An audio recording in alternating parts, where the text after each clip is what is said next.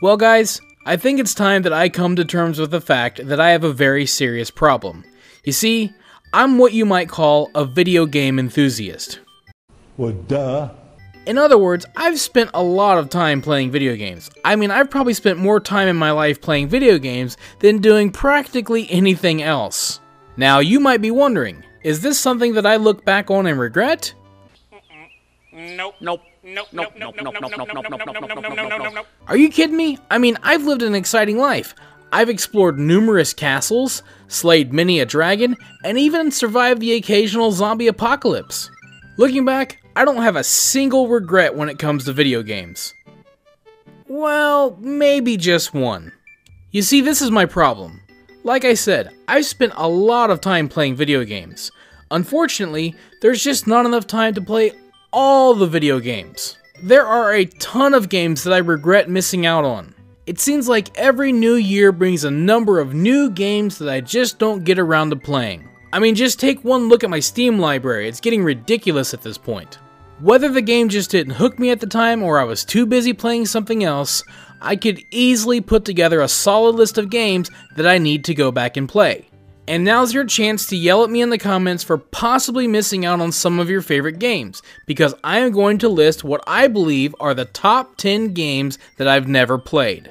In no specific order, because I've never played them.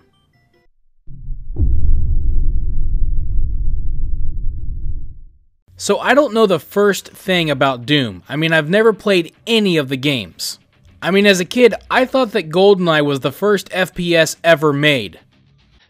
He's a kid. Kids are stupid.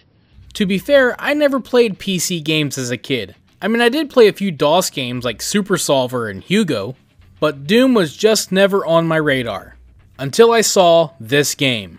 This game looks awesome, and Doom Guy is so cool. I even own a Funko of Doom Guy, and I've never actually played a Doom game, and that just seems wrong somehow. Seems like something I need to change.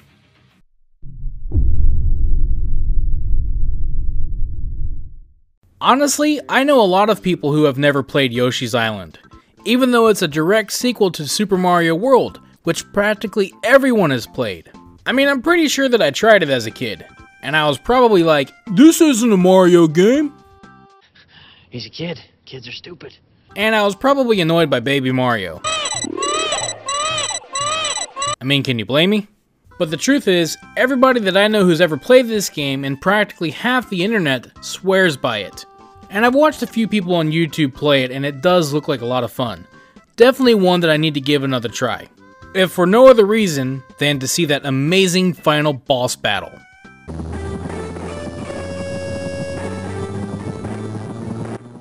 Awesome!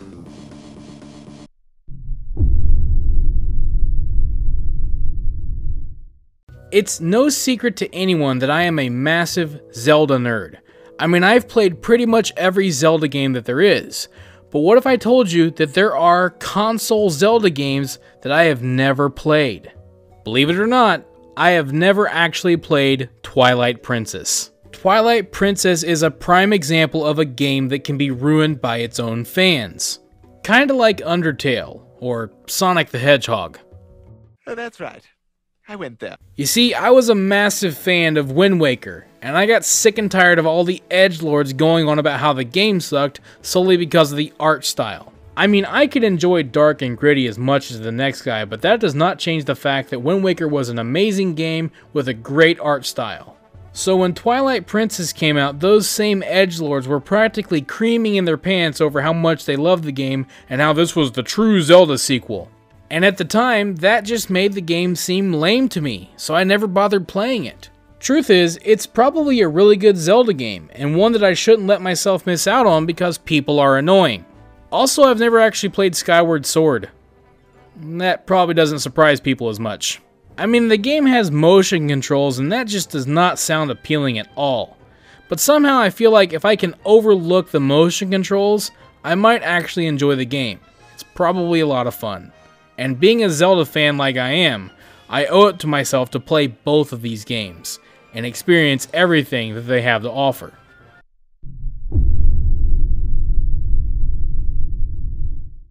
Once upon a time, there was this amazing game studio named Blizzard. and they made this awesome game called Diablo 2. And that game found its way into my life, and I was instantly hooked. Yeah, I remember it like it was yesterday.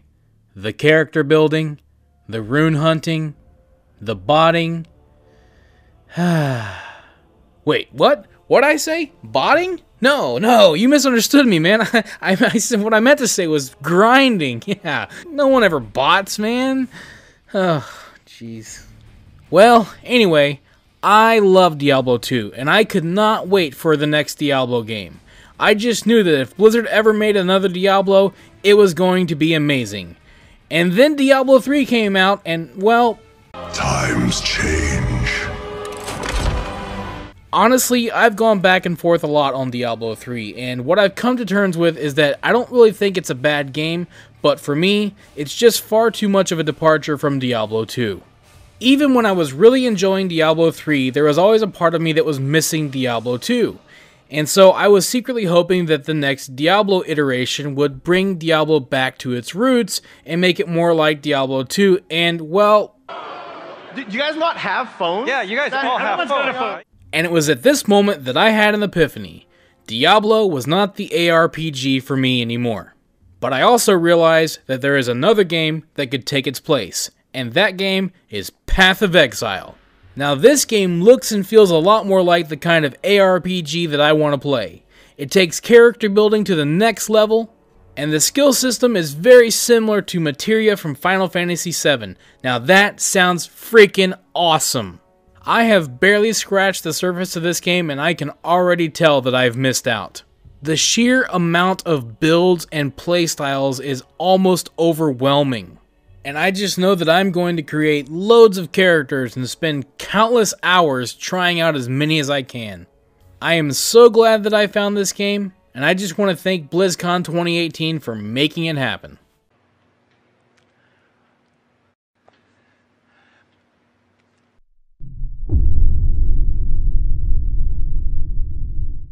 So I'm the type of gamer that pretty much enjoys all game genres. Even sports games are fun from time to time. But there is a part of me that feels like a lot of the games that are made by big publishers are starting to feel kind of the same. Specifically from the high graphic third-person action genre. But there's one game from this genre that really stands out to me, and it actually came out this year.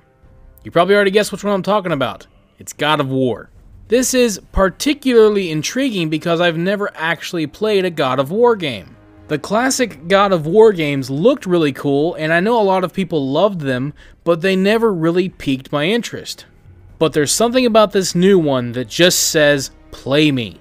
The characters look awesome, the story intrigues me, and the gameplay looks like a lot of fun. If there's one game that I've missed out on from this year specifically, it has to be God of War.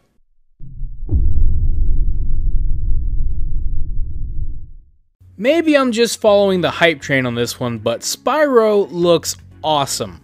I have never played any of the Spyro games from back in the day, and my wife keeps letting me know how wrong that is. Come to think of it, I don't think I've ever actually played a game where I play as a dragon. That sounds awesome. Why have I never played this game? Spyro honestly looks like it would be a lot of fun, and now that I have a wife that is dying to play it with me, it's kind of a no-brainer here. There is a part of me that kind of wants to hold out to see if the game will be released on Switch, but I just don't know if I can wait that long. But there is another game that might be able to hold me over.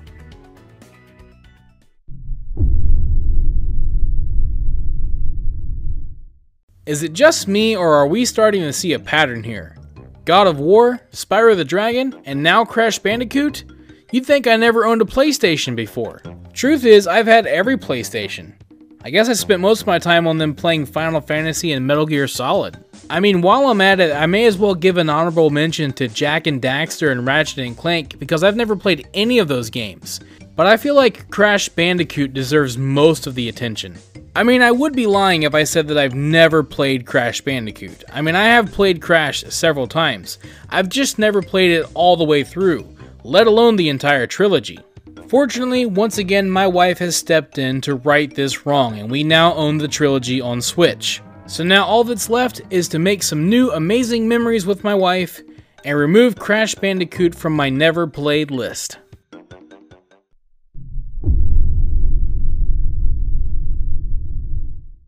So you remember all that stuff I said earlier about Diablo and Blizzard?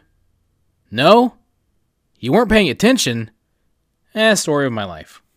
Okay, so once upon a time, Blizzard was a game studio, blah blah blah. Times change. Yeah, all that stuff I said about Diablo goes double for World of Warcraft. Warcraft was my favorite game of all time, and it's probably one of the biggest reasons why I've missed out on so many other games, all on its own, especially when it comes to other MMOs. I mean, I would occasionally take a break from WoW and try out other games, but my time in any other MMO was usually short-lived and I would always come back to WoW. But WoW just isn't the same game that it used to be, and I am finding myself logging in less than I ever have before. And this has just left an MMO-shaped hole in my gaming heart. A hole that is now being filled by Final Fantasy XIV. Now this is one of the MMOs that I've tried out before, but because of WoW, I never really gave it the attention that it deserves. But now I'm able to see Final Fantasy XIV as a truly amazing MMORPG.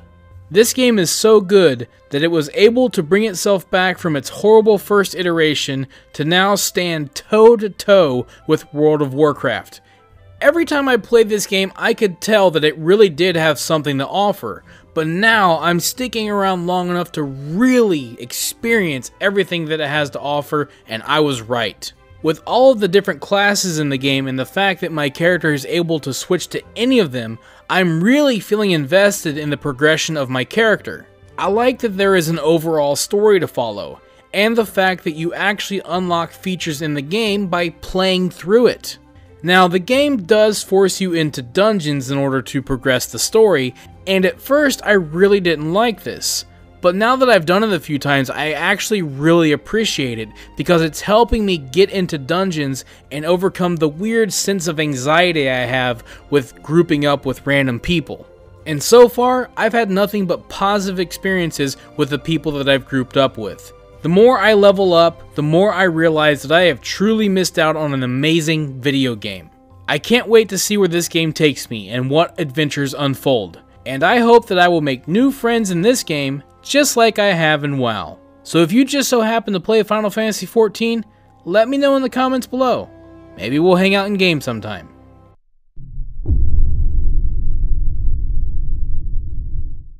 So I have no idea what happened here. I mean, I love 3D platformers, I love collectathons, and I love classic rareware.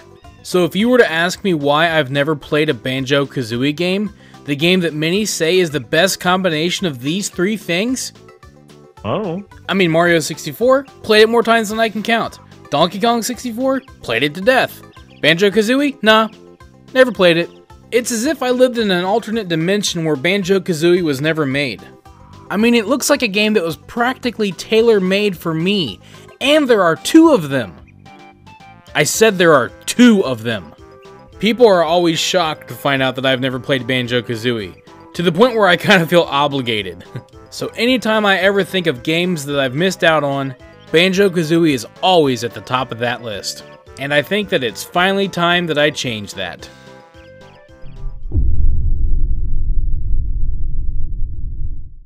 I have never actually played The Witcher 3. I know that this game is considered by many to be the greatest game of all time. I don't know if it'll ever be that for me. To be honest, I don't know much about the game at all. But I do know that it's a game that I need to play. I have a pretty strong feeling that The Witcher 3 has a lot to offer to me. In fact, it may very well be the greatest video game that I have never played. So those are 10 games that I have never actually played through, and I intend to change that for all of them. And if you've played any of these games, feel free to let me know what you think of them in the comments below. Are there any games that you feel like you've missed out on? I'd like to hear about that in the comments below as well. Thank you for watching this video. If you enjoyed it, let me know by clicking that like button. And feel free to share it with your friends so they can enjoy it as well. Don't forget, you can subscribe to the channel and click on the bell icon to be notified as soon as new videos are posted.